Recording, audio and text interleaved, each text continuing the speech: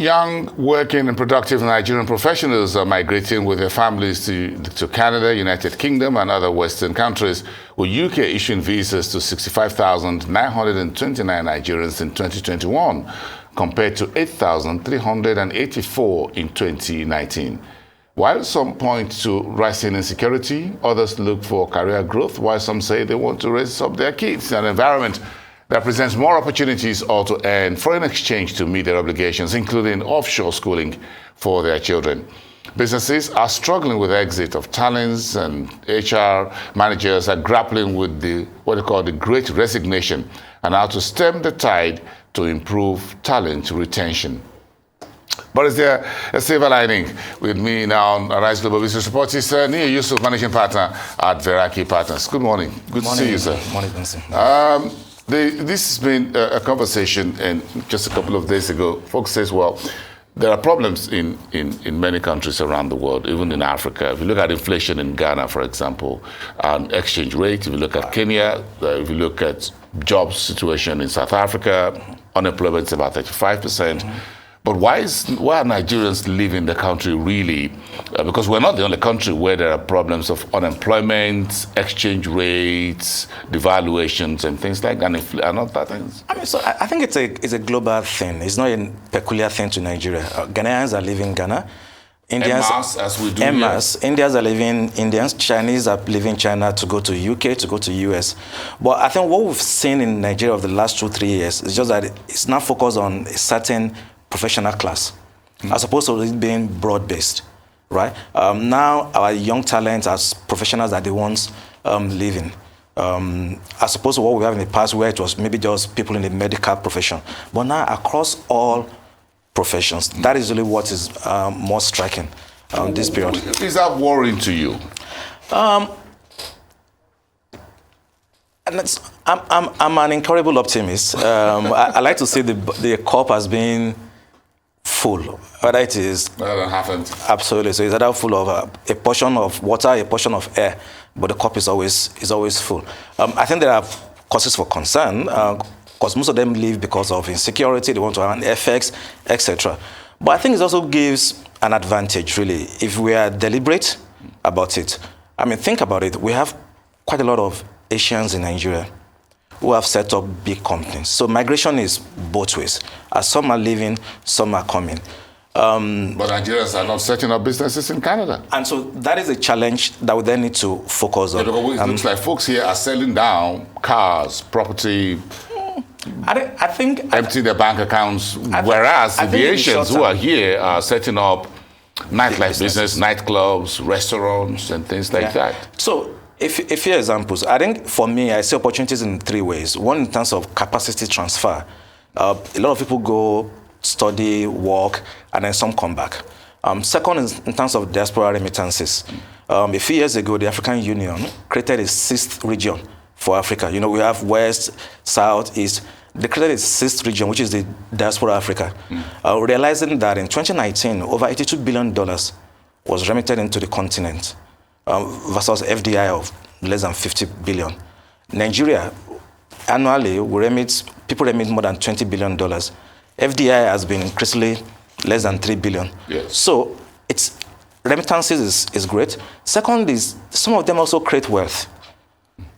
Andela, Flutterwave, created by Nigerians who schooled, who worked offshore, and who then came back home to set up businesses there. Even Paga, right? But wouldn't you say Nigeria is at a developmental stage in which you need all the best of brains like yours on the ground and your energy and your verve to build the country? So when you see the exit in droves of this caliber of individuals and families and young ones who are going to grow up in other countries, missing the culture, everything about their country. So if you weigh what you call the risk-benefit analysis, really, let's be honest with ourselves. The question is, what do you do, right? Psychology says the outcome of an event is based on your response. When there's an issue, some fly, some freeze, some fight.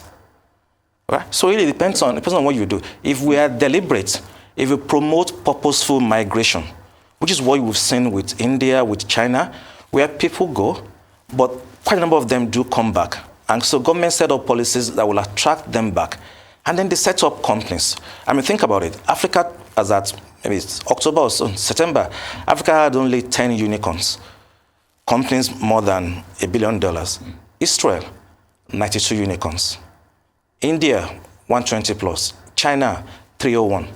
And I use those three examples because those are examples. So Israel is small, but there's a huge Jewish community elsewhere. Yeah. And they find their way to come back home. They find their way to collaborate. The BPO community, the technology community in India, staffed by Indians that went to US to learn. So we need to be deliberate about how we can then make use of this crisis and turn it into an opportunity. Should the government step in now? I just look at the figure of the number of visas that were given by the UK, for example. If you add Canada, Australia, and a few others, I'm sure the figure is much more higher than that.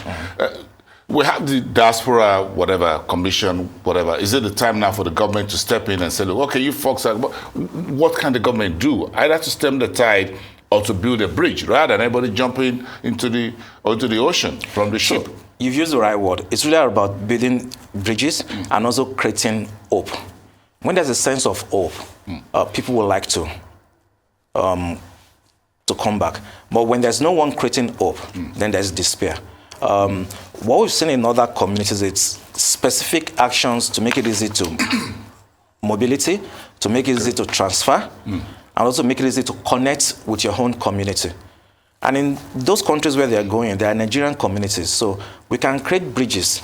2 or 3 months ago, a Nigerian doctor, UCH or UI, donated $1 million to UI. It's called in UCH, now based in the US. And so we have so many examples of that, Nigerians who are willing and who are ready to give back. But we need to ensure that there is security, we're able to protect safety of lives and assets, and the basic things, education, health, the government needs to put that in place. So if I'm a young professional and I'm asking for your counsel about the choice of either to stay back or jackpot, how would you advise me? I would say be purposeful about migration. Are you migrating to eat fish or to learn how to fish?